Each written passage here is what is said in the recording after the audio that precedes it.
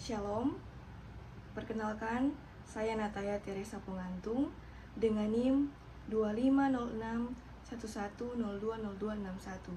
Pada saat ini, saya akan menjelaskan rangkaian materi dari pertemuan 9 sampai pertemuan ke-12 yang mencakup pandangan Kristen tentang kerukunan, pandangan Kristen tentang seksualitas, pandangan Kristen tentang budaya, dan panggilan mahasiswa dalam pekabaran Injil. Video ini untuk memenuhi tugas ujian akhir semester oleh Enci Dr. Imelda Ogi, SEMM, selaku dosen mata kuliah Pendidikan Agama Kristen. Mari kita masuk dalam materi. Kita masuk dalam materi yang pertama, yaitu pandangan Kristen tentang kerukunan. Kerukunan adalah keadaan ketika manusia hidup berdampingan dalam damai, saling menghargai, meskipun berbeda latar belakang suku, agama, dan budaya. Kekristenan menempatkan kerukunan sebagai wujud nyata kasih Allah. Dalam Roma 12 ayat 18 tertulis, sedapat-dapatnya, kalau itu bergantung padamu, hiduplah dalam perdamaian dengan semua orang. Ayat ini menegaskan bahwa kerukunan bukan hanya sekedar sikap pasif, tetapi tindakan aktif untuk menjaga hubungan. Salah satu cara untuk mempraktikkan kerukunan adalah dengan menghindari prasangka, membangun dialog, dan mengedepankan empati.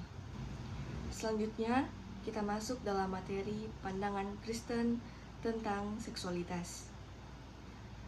Seksualitas dalam kekristenan bukanlah hal yang tabu, tetapi merupakan ciptaan Allah yang harus dihargai dan dijalani secara bertanggung jawab. Pandangan Kristen menekankan bahwa seksualitas memiliki nilai spiritual dan moral, bukan hanya fisik. Seksualitas manusia diarahkan kepada relasi yang setia, saling memahami, dan bertanggung jawab. Dalam pergaulan sekarang ini, di mana seksualitas menjadi hal yang sering disalahartikan sebagai suatu kebebasan yang tak terbatas, kekristenan mengingatkan bahwa tubuh adalah bait Roh Kudus. Karena itu, tindakan harus dilakukan dengan kesadaran akan kekudusan diri dan orang lain. Seksualitas bukan hanya menghindari dosa, tapi juga memahami martabat tubuh, batasan relasi, dan juga tanggung jawab terhadap diri sendiri dan sesama. Kita masuk dalam materi yang selanjutnya, yaitu pandangan Kristen tentang budaya. Budaya adalah hasil karya manusia, seperti seni, bahasa, kebiasaan, adat istiadat, dan cara berpikir.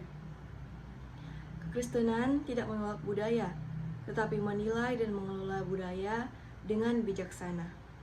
Dalam 1 Tesalonika 5 ayat 21, Paulus menulis, "Ujilah segala sesuatu dan peganglah yang baik." Artinya, budaya tidak semua harus diterima, tetapi juga tidak semua harus ditolak. Ada 3 sikap Kristen terhadap budaya. Yang pertama, menerima budaya yang membawa kebaikan dan membangun. Yang kedua, menolak budaya yang bertentangan dengan kehendak Allah. Dan yang ketiga, mengubah budaya untuk menjadi sarana untuk kemuliaan Tuhan. Mahasiswa Kristen dipanggil untuk menjadi jembatan, memahami budaya, tetapi tidak larut di dalamnya. Kita hadir sebagai terang yang memberi dampak positif bagi lingkungan sekitar.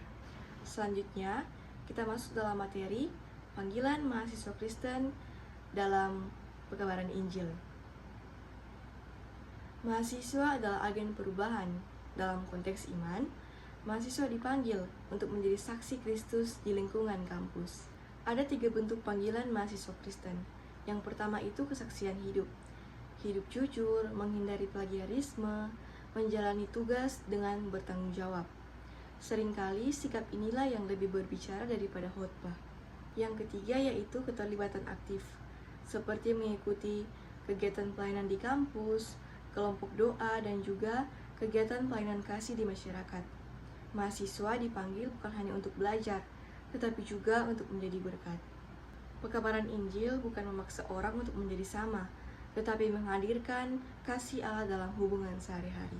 Dari semua materi yang sudah dibahas, kita dapat melihat bahwa Allah memanggil kita untuk hidup dalam kerukunan, menjaga seksualitas dengan hormat, mengelola budaya dengan bijaksana, dan juga memanggil kita untuk menjadi saksi Kristus dalam lingkungan kampus. Sebagai mahasiswa Kristen, saya berharap nilai-nilai yang telah saya pelajari tadi dapat saya jalani dalam kehidupan saya hari lepas hari. Sekian penjelasan materi dari saya. Terima kasih saya ucapkan kepada Enci Dr. Imelda Ogi SEMM selaku dosen mata kuliah Pendidikan Agama Kristen. Tuhan Yesus memberkati.